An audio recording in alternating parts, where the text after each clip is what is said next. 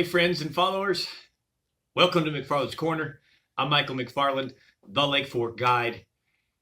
In today's corner, we are going to discuss the topic of frog fishing. But before we do, as always, let's get into the journal. The journal is a recap of last week. I fished 5 of the 6 days last week, and I only gave you 3 daily rundowns because it just got tough.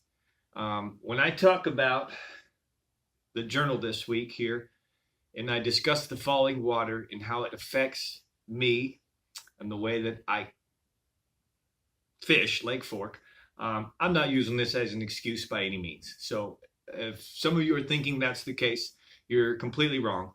I'm just stating the fact that it definitely affects a fish, changes the fish, and I personally haven't figured out how to catch them when the gates are open. But this week's journal, we're going to talk about the parameter of the week, and then we'll talk about the fishing. So started the week off at a 59 degree in the morning, 60 degree evening when we come off the water on Monday. That's Main Lake, Lake Fork Marina, center of Main Lake. In essence, by the end of the week, Saturday, 63, 65. So great warm trend through the week. That's all it did. We did not have any downward cool trend. It just gradually warming. Really awesome. Tuesday took off, but as far as temperatures and rising, awesome. Fish are spawning. Fish are on beds. So many more to come. Visibility, it's stained. Pretty much most of the lake is stained. The more north, the more stained. Sometimes behind the grass, you'll find clear water. But the main lake, about 1 foot visibility. The levels now, basically started out Monday, the lake was dropping. It was dropping pretty fast. We started kind of struggling, but went bed fishing. So between Monday and Wednesday, even though the lake was dropping quick, we made really good fishing. You probably saw some posts that we were catching them off beds. Wednesday being the best day, nice, beautiful, sunny day, low winds. We haven't had much sun in 30 days here in Texas. So to have that nice, beautiful spring-like day was awesome. Enjoyed it with the Holtequist group. David and his girlfriend really had a ball, and so did I. Progressively, the lake kept dropping almost a foot, basically, through the week. So the latter part of the week, due to winds and things, just really struggled. We struggled. We could not catch the fish. Couldn't see the beds any longer. The fish were there. The ones we could see were very skittish, and we just grinded it out the rest of the week. So I think I might have figured a little something out come Saturday. Back to this. Lake levels on Saturday. In the morning was 402.92. Afternoon, 402.94. I'm sorry. Begin to rise. We rained for an hour straight, hard enough Saturday that it reversed the effects, and the lake already started to kind of come back up. Through the weekend, it kept continuing to come back up until this morning it's back on the drop. But basically on Saturday, kind of got a good chatterbait bite going. I got it offshore a little bit. And like I always talk about, rising water rises fish. Falling water points them out, means it pulls them out to the points and secondaries. But it also just pulls them out on the outside edges. So on Saturday, just kind of started fishing off the bank a little bit, still very, very shallow, and kind of clipping the bank and more parallel. Found some birds, found some bait, and this time, instead of just pulling straight up on the birds and throwing at them, again, clipping them, fishing out in front of them a little bit more, started to get a reasonable good bite. They were choking the evergreen chatterbait with the Live Magic shad by Lake Fork Tackle Lures as a trailer. I always say the first fish is luck, second you're on to something, third and it's a pattern. And that's really what it was. It was a good pattern. Choice of baits was the evergreen chatterbait with the Lake Fork Tackle Live Magic shad, and just white on white. So 3/8 ounce, 7-to-3 gear ratio. Watch the speed though. You can overfish that high gear ratio. So you're better off to probably have a 6.3. but I'm running a 7.3 on this. Once we get those big fish hooked up, I really want to get them home. I'm fishing around a lot of junk a lot of times. But that was the bite on Saturday. And they were choking it. So before I go ahead and tell you a few other things that we did fish and how we caught the bed fish, in the journal, I want to add the product of the week. And that is the Lake Fork Tackle Lures. They're Live Magic Shad. They have it in 3.5 inch, 4.5 inch, 5 inch. They have two different tails, a boot tail, a regular tail. But this as a trailer, the Lake Fork Tackle Lures Live Magic Shad as a trailer on a spinnerbait, a chatterbait, or really even on an underspin all by itself is one of the most incredible baits on the market. It has been for several years, and I use it all the time. I highly recommend. If you don't use these baits as trailers for your chatterbait, you've missed out. Always going to be a commodity, something we'll throw 20 years from now. So that's the product of the week, by the way. Lake Fork Tackle Lures, Live Magic Shad. In amongst this, I'm going to add again to the journal. We're in the journal. Fishing, I project to be very, very good in the next couple of weeks. We're going to have floods. We're going to have a lot of rain. We're going to have the lake go up and down. And that's why tonight's topic about frog fishing is exciting. That's why I'm going into this. Frog fishing is going to be awesome for the next few weeks amongst the bed fishing as the spawning's going on due to high waters. But here in the journal, I like to kind of give you, how I'm fishing, what I'm doing, and sometimes throw you a little tip or a trick. So the trick today is when your skirt wears out on an old chatterbait, and sometimes I even just pull the skirt off. Don't throw it away. Obviously, you could put a new skirt on your chatterbait. You can buy skirts. But sometimes to put a fish type bait, in this case, this is a 5.5 inch Lake Fork Tackle Lures Live Magic Shad all by itself. Sometimes I'll do this on purpose to a chatterbait. And I'll tell you what, that's the secret of the week. That's the tip of the week. Don't throw those old wore out baits out because the skirt's gone bad. Either put a new skirt on it or try it without a skirt and experiment. Incredible right there. All right. So back to the journal. Bed fishing is kind of really what the highlight of the week was. That's where we had the most success. No really big fish, but we were bed fishing. And we had the most success doing that. What we were doing to do that, 20-pound test, fluorocarbon, take a Texas rig, 1/4 ounce weight. You can use tungsten, you can use lead, doesn't matter. Peg it, get it pegged. Use about a 4 or 5 odd. I prefer an offset, not the EWG, just an offset. Get you a crawfish bait of some type. It could be of any version, doesn't matter whether it's a Berkeley bait or this here's a Slick Baits crawfish. I really like this one because it has a firm body. And as I talked during the week, I got to fish with one bait all day. It stayed up on the hook. It didn't get tore apart. So I really like that. But get you some kind of crawfish bait. Get you natural colors. Get you a white. Get you a chartreuse maybe, or a pin at least so you can change some colors. Orange. But natural colors, white so that you can see it. And it's perfect for bed fishing. You don't really need anything else. You're going to pitch and flip that in just about every condition that you see. You're going to try and agitate the bed fish. If you need to use the white so you can see the bait, you use it. But that's all I do. I don't get crazy. Some guys like to do a black and blue. I can tell you sometimes to get the female triggered, tossing a swim bait in there or something. Maybe just put like a hollow belly on it just for a cast or two. Getting something thumping around that nest might draw her over. But in essence, you got to find the male, hopefully either a male paired up with a female or you wait for the female. It's a tough, patient game. It's kind of like deer hunting. You're searching for it. And when you find it, a lot of times you have to exercise major patience and wait for the scenario to develop. That can be the most exciting part. But seeing the big fish is really cool. David actually, when we finished up our day, he jumped in the boat with his girlfriend, went back to go catch one of the big fish that we had saw throughout the day, and he actually got her around 7 pounds, I think he said. But awesome time fishing beds. That's how we did that.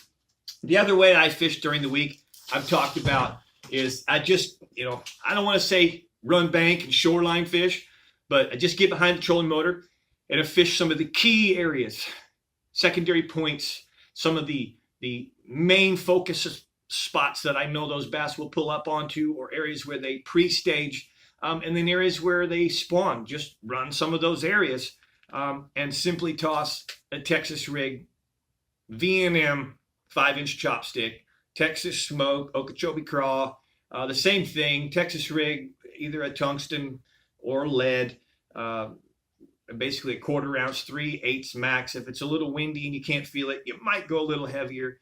But that has been a pretty good producing bite as well. Personally, I would say the guy who's willing to go out there and chuck and wind a big, huge swim bait and knows how to and where to and commits to it all day would probably be the most ideal way to fish over the next 10 days on the coming of the next full moon. The big wave, the big fish will be caught the next 10 to 12 days. Not that there hasn't been big fish already, but I mean the schools, the sacks. You're going to start seeing some of the veteran guides now put together in the next 2 to 3 weeks, sacks of fish, meaning 30, 35 pound bags, as these bigger groups of females come in and get in these pre-stage areas. And the swim bait bite and the glide bait bite is dangerous. If you know what you're doing with that, no better way to catch them right now, let it on for it. But that kind of concludes the journal. That's what we did. Water gates dropping, struggles. One of these days, maybe I'll figure out how to catch these fish that lockjaw on me. But when the gates are open and the lake is falling, McFarland Fishing has a little bit struggle catching those fish, but we still have a great time trying. All right. I think we've already covered the product of the week, Lake Fork Tackle Lures, Live Magic Shad. The tip of the week, which is save those baits, save those chatter baits and use them. That's a really cool big fish catcher right there. And the fish don't see it that much. It looks like I can hear it. We got more storms coming. And so I'm going to kind of rush this just a little bit. I don't want to have all the pitter patter. It sounds like marbles. It gets real nasty. So I'm going to kind of push through this frog stuff just a little bit quick. It might be a little shorter corner this week than we usually do. No special guests yet this year, but I'm going to have a few coming. In fact, I think I'm going to bring in a crappie guide. I know that many of my clients have asked me about crappie fishing. I really don't do it very well, but I have a great guide that's here right now visiting. He'll be here for several months, and he is awesome at it. I'm going to try and get him to come on one of these, and we'll discuss, and at that time, we'll put it out there for you. If you wanted to go crappie fishing with him, I highly recommend it. That's Mr. Tyler Gotula, but he's really good at it, and he runs a lot of places where you can end up seeing a giant bass on a bed and get the best of both worlds. Catch some crappie and maybe get you a big old giant bass. But anyways, I might have him come on and just talk about how he does his crappie trips and things. Let's get into the frogs. All right, I'm going to keep it simple and keep it quick. There are a ton of versions of frogs on the market. I'm going to try and narrow it down and just keep it real simple in 3 types. You have a walking type, you have a popping type, and you have a swimming type or buzzing type, if you will. All right. The first we're going to talk about is the walking, the general walking.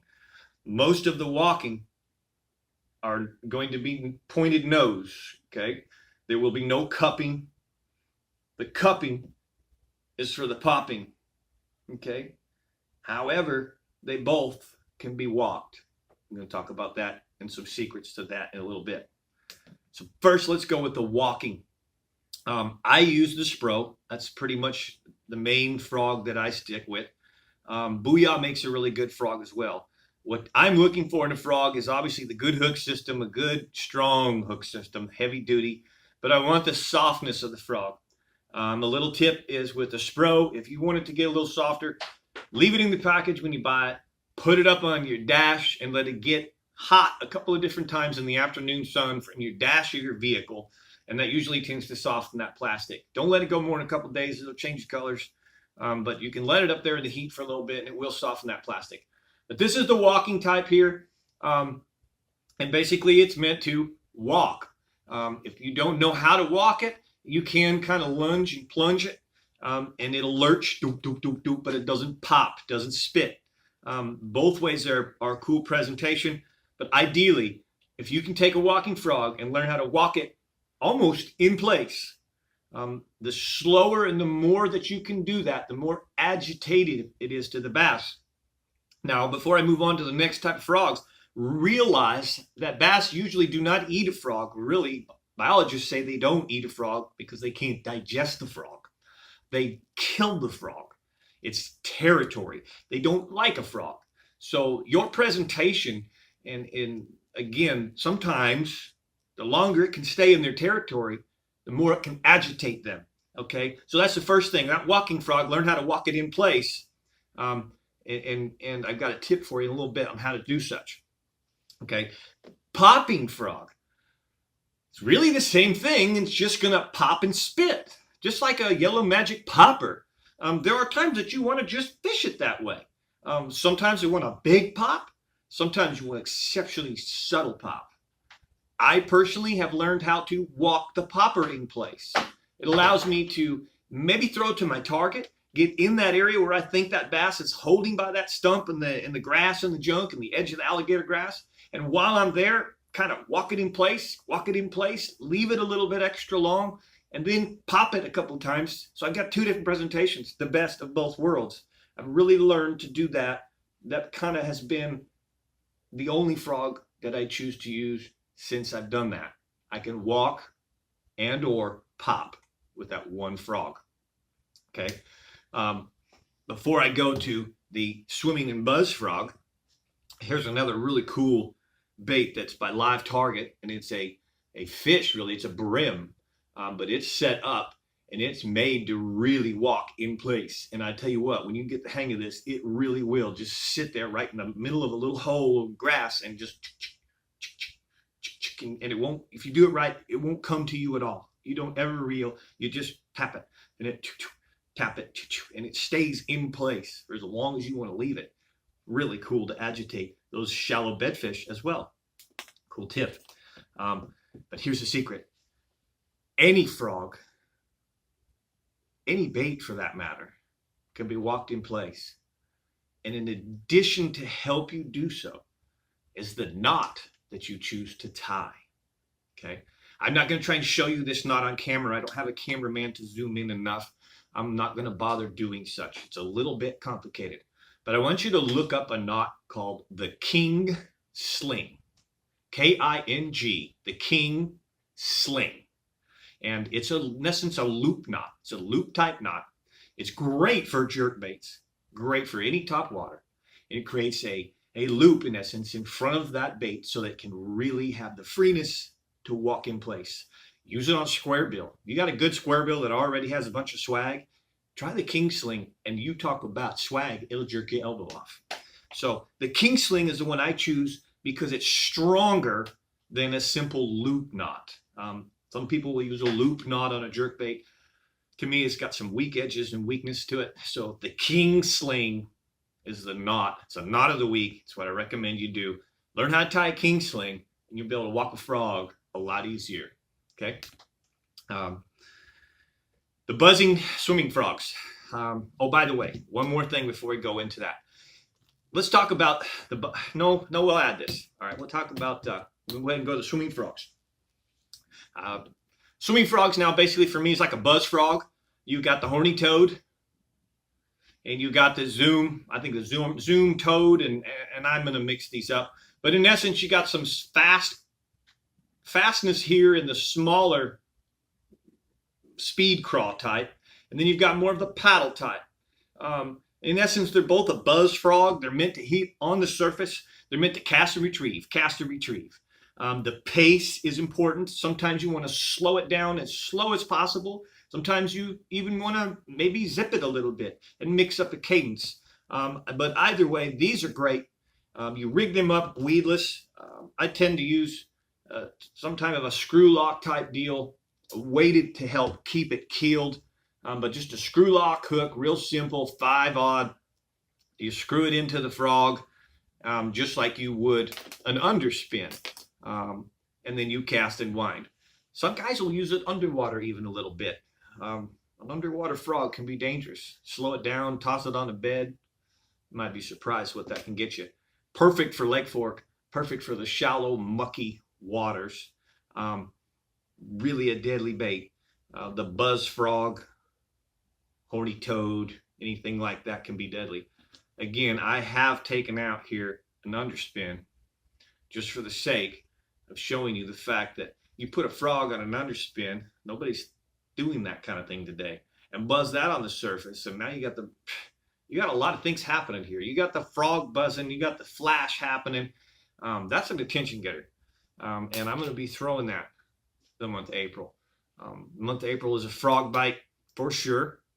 Fish are on beds for sure, and if you know, some reason you can't see them, go to the frog. You'll catch them. You'll still catch them. All right, let's talk about the bite of a frog, and you know, it's a here today, gone tomorrow type of bite, and then right back again the next day. It's a hero or zero in a tournament. You can find an awesome frog bite on Monday, and they just don't eat it again for another week. When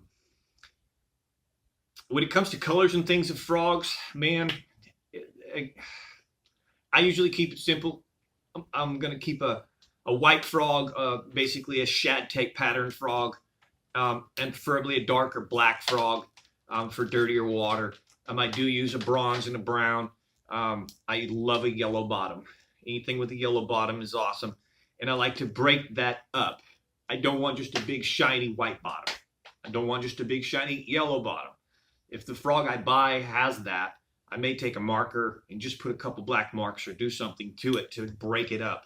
Most of them will already have something, some red, a shad eye or dot, but something to break up that bottom is important. But here's really the best part of my frog lesson for you tonight.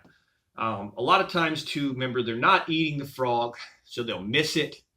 If you're missing the frogs or they're coming unbuttoned, then you may want to add a stinger.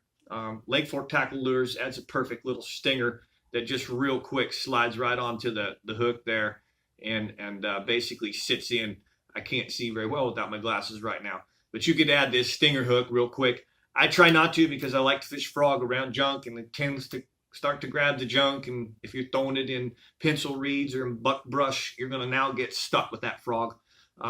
It's just not quite the same. So here's a secret.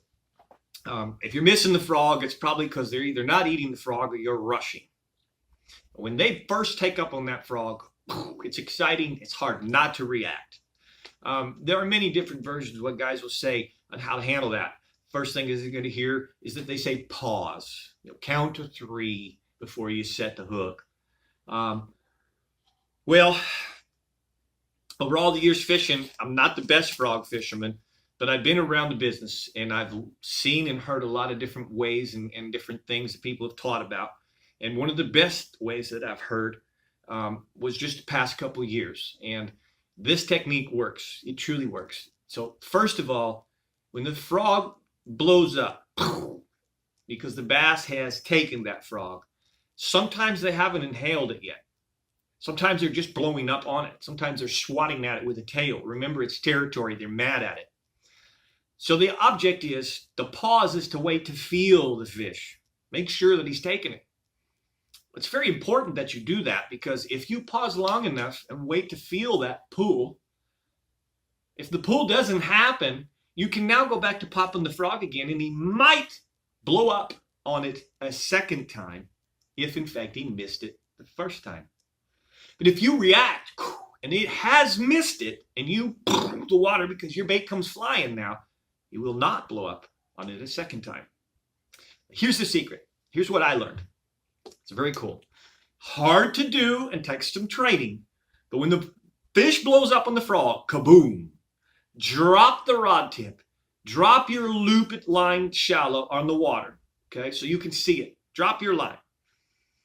Watch that line. If that line's moving, sweep and swing in and set the hook.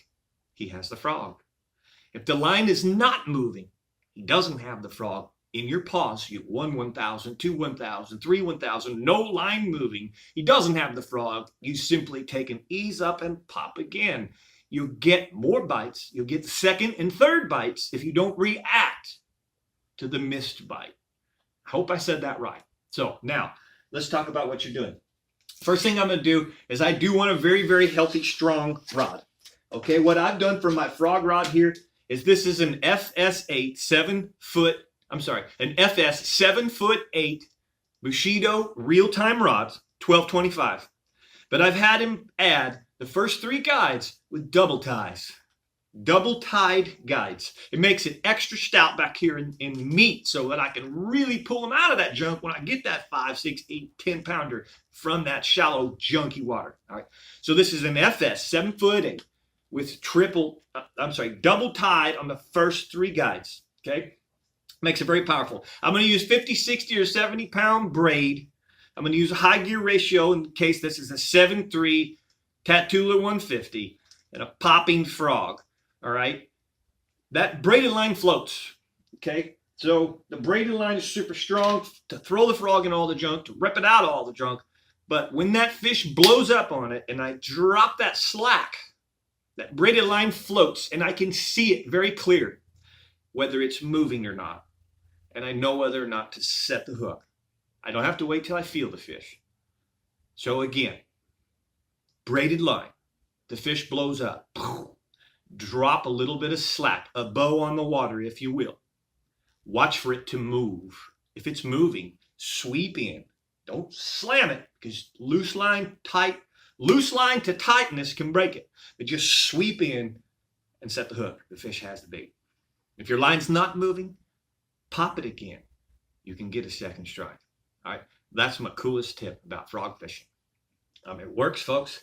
And really, the next 4 weeks, with the flooding rains up and down that we're going to have, rising of the lake and falling of the lake, the frog bite is hard to beat in Northeast Texas. And it's fun to catch a big old bass like that out of super shallow water because it's game on from hook set.